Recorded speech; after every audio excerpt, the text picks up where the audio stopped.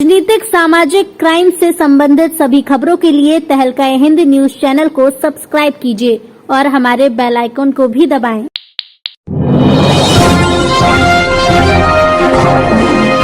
बिजनौर से बड़ी खबर। जूना पीठाधीश्वर महामंडलेश्वर स्वामी अवधेशानंद गिरी महाराज पहुंचे बिजनौर। महात्मा विदुर के मंदिर के करेंगे दर्शन। बिजनौर के दारानगरगंज क्षेत्र के मंदिर विदुर और अन्य क्षेत्र का करेंगे भ्रमण।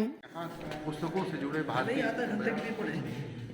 अगर उसके गैजेट्स नहीं, उस समय नो गैजेट्स, कोई फोन नहीं, कुछ नहीं, भैया ये पढ़े इसी के लिए तो आपका अध्ययन भी हो गया।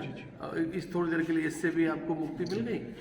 और क्योंकि इसका भी रेडिएशन तो है ही ना बहुत ज़्यादा।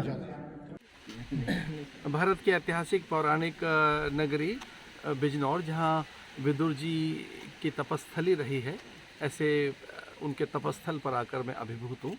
विदुर जी इस देश के नीति निर्धारक हैं। विशेषकर विदुर की नीतियों में आर्थिक समानता और पारदर्शिता प्रशासकीय, तो ऐसा कहा जा सकता है कि भारत का एक ऐसा प्रशासक शासक विदुर से प्रभावित होता रहा है और उनसे शिक्षा और नीतियां ग्रहण करता रहा है, जो नीतियां इस देश को सबलता देती हैं, सामर्थ्य देती हैं, सीमाओं के प्रति चौकन्नापन देती हैं, जातियों में परस्पर एकता और एक रस्ता, समरसता, एकात्मता का भाव सिद्ध करती हैं।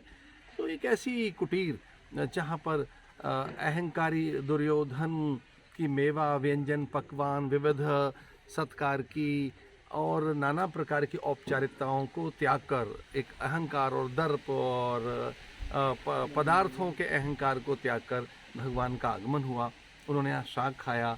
तो इसका अर्थ है कि शुचिता, आचरण की शुद्धता, चरित्र की उच्चता या जो मर्यादाओं का अनुपालन है, वह सदा ही सबको आकर्षित करता रहा है। तो भगवान भी यहाँ आकर्षित होकर आए।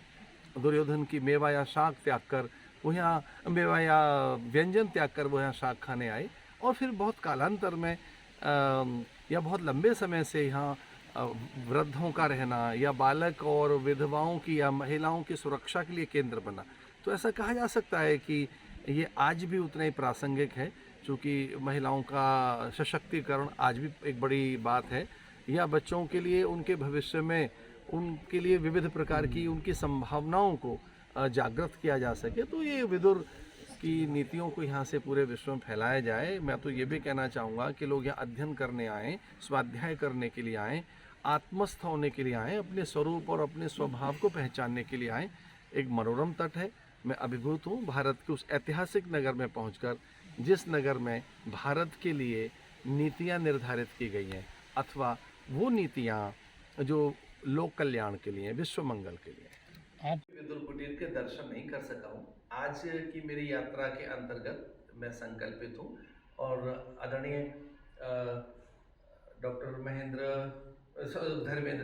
धर्मवीर जी, मुझे क्षमा करें, डॉक्टर धर्मवीर जी जो हमारे यहाँ के आदरणीय एसएसपी महोदय हैं, आदरणीय डीएम साहब भी, तो इनको भी ये समाचार है और ये इनसे भी मेरी प्रार्थना है कि ये भी मेरे साथ वहाँ चलें तो हम देख आएँ।